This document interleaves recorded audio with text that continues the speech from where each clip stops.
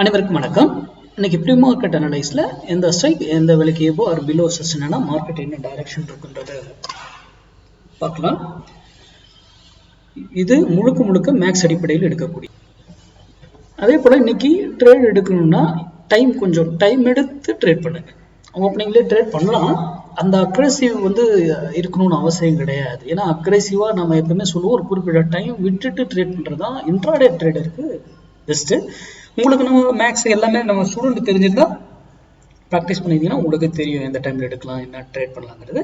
Common trader பொதுவாக YouTube பார்க்குறவங்களுக்கு சொல்றேன், கொஞ்சம் டைம் விட்டு ட்ரேட் பண்ணுங்க. மார்க்கெட் எங்கேயும் கூடாது. ஓகேங்களா?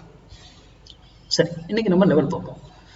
இன்னைக்கு 25,900 கால் 158 rupees எபோ சஸ்டெயின் ஆனா மார்க்கெட் அப்சைடு செல்லும், பிலோ சஸ்டெயின் ஆனா மார்க்கெட் டவுன் சைடு. அப்போ மார்க்கெட்னுடைய டைரக்ஷன் மட்டும்தான் இங்கே சொல்லப்படுகிறது. இதை வாங்குங்க வீங்கன்னு சொல்லலை, இதை வாங்கவும் கூடாது. புரியுதுங்களா? அது எந்த ஸ்ட்ரைக் வாங்கணும், அது என்ன பண்ணும், எங்கே வரைக்கும் போகலாம் அதிகபட்சம், அது எல்லாமே நமக்கு தெரிந்திருக்கணும். அது மட்டும் இல்லை, இந்த ப்ரைஸே வரல, இந்த ப்ரீமியமும் வரல அப்படின்னா இக்னோர் பண்ணிடுங்க. அங்கே வந்தால் எடுத்தால் உங்களுக்கு பெட்டராக இருக்கும். அங்கே வரலையா இக்னோர் பண்ணிடுங்க. ஏன்னா உங்களுக்கு அடுத்த வேல்யூ எங்கே இருக்குன்னு தெரியாது. அதனால இக்னோர் பண்ணிடுங்க. அங்கே வரும்போது மட்டும் டிசிஷன் எடுத்தீங்கன்னா போதுமானது.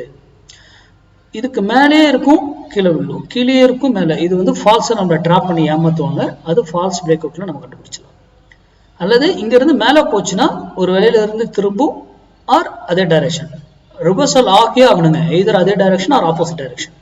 அதே போலதான் கீழே வந்தாலும் ஒரு வேலையில இருந்து அப் ஆகணும் ஆர் டவுன் ஆகணும். அதே போல அது 1000 பாயிண்ட் ஏறினாலும் இப்படி ஏறும், இறங்கினா இப்படி ஸ்டெப் பை ஸ்டெப்பா இறங்குன்றது எல்லாமே மேக்ஸ் கணக்கு தான். இந்த வீடியோவின் நோக்கமே நீங்க சிந்திக்கணும் என்பதற்காக மட்டுமே.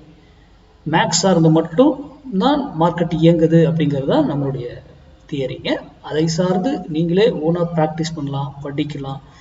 அதுக்கப்புறம் சரியா இருக்கு அப்படின்னா பயன்படுத்தலாம். நம்ம ஒரு open interest, price action, news எதுவுமே பார்ப்பது கிடையாது. அடுத்த வீடியோவில் சந்திப்போம். நன்றி, வணக்கம், வாழ்க வளமுடன்.